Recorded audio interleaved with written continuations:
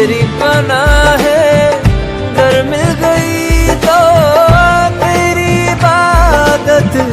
करने लगेंगे, तुझको ही